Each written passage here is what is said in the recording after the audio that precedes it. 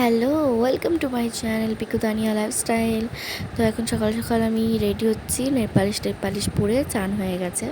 আমি বাপের বাড়ি যাবো বলে, যেহেতু আজকে জামা ষষ্ঠী, আর এখানে ব্যাগ গোছানো হয়ে গেছে, আর এখানে আমিও রেডি, আর এখানে সোনাও রেডি, বাবু একটু পরে যাবে।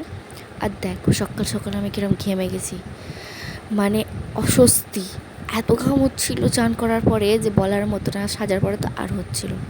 আর এখানে সোনাটা কীরকম স্টাইল দিচ্ছে দেখো, ওকে বলছি দাঁড়া ফটো তুলবো, ও পিছু পা হাঁটছে।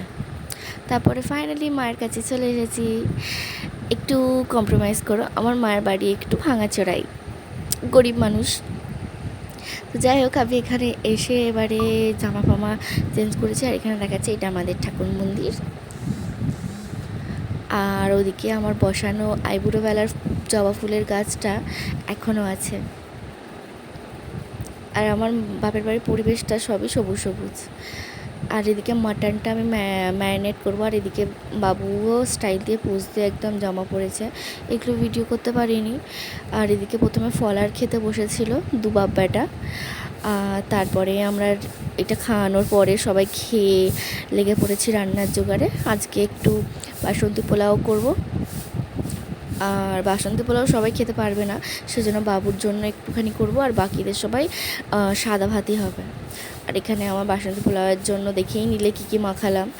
তারপরে ফাইনালি রান্নাটা হওয়ার পরে আমি এখন সাজাচ্ছি দুবাব ব্যাটার।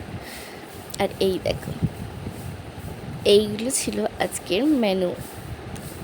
আর ফুল দিয়ে সাজাবো বলে গো, ফুলটা ব্যাগে ছিল বলে আর মনে নেই ফুল দিয়ে যে থালার ধারে সাজাবো বলে। আর আমাদের এই দেখো ছোট্ট জামাইও খেতে বসেছে, কি সুন্দর। আর এদিকে আমিও খেতে বসেছি,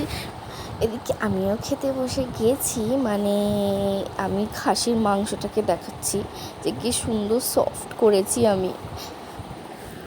মাঝে মধ্যে করি খাসির মাংস, কিন্তু বেশ ভালোই করি। আর এদিকে এদের খাওয়া শেষ, আমি সবে খেতে বসেছি। আর এদিকে মা আমাকেও খাবার বেড়ে বেড়ে দিচ্ছে। তো যাই হোক, জল খেয়ে খাবার শেষ করলে বাবু। ভিডিওটা ভালো লাগে লাইক কমেন্ট শেয়ার।